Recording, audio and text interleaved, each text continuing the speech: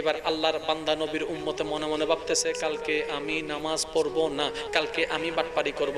সে শুনছে কিন্তু কলম চলে না, আর কলম চলে না, আর কলম চলে না, আর কলম চলে না। এবার তাকে প্রশ্ন করে কেন চলছে না? বলে যে এখনো তো করে নাই, এখনো তো করে নাই, করলে লিখবো, করলে লিখবো। এবার সে বান্দাটা ভুলটা করে ফেললো, যেটা সে কল্পনা করেছে সে গুনাহটা করে ফেললো। এবার সে কলম প্রস্তুত, এখন লিখবে। এবার রব্বে কারীম বলে এই ফেরেশতা দাঁড়া, এখন লিখিস না। বলে আল্লাহ করছে তো, এখন লিখবো না?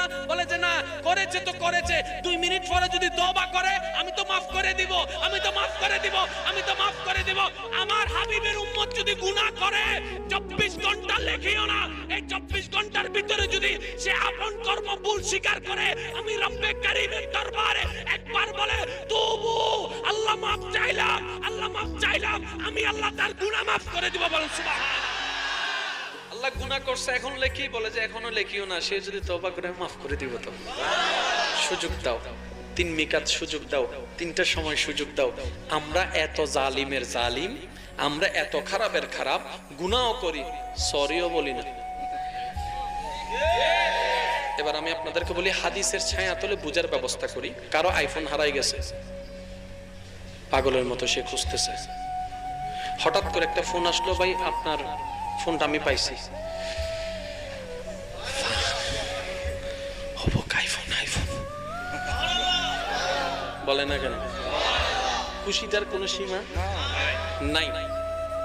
কোন বান্দা যদি শয়তানের পথে গিয়ে, কোন বান্দি যদি শয়তানের ফাঁদে পড়ে গুনাহ করে, এই গুনাহটা যখন করে আল্লাহ তখন নারাজ হয়, কিন্তু আল্লাহর রহমত ফিরায় নেয় না।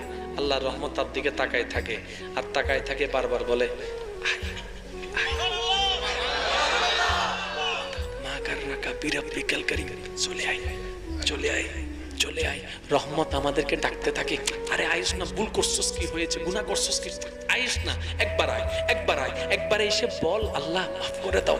আল্লাহ পাক বলে বান্দা যখন ভুলটা করার পরে আমার কাছে সারেন্ডার করে মাপ চাই, আমি আল্লাহ তার চাইতে আরো 1000 গুণ বেশি খুশি হয়ে যায়। সুবহানাল্লাহ।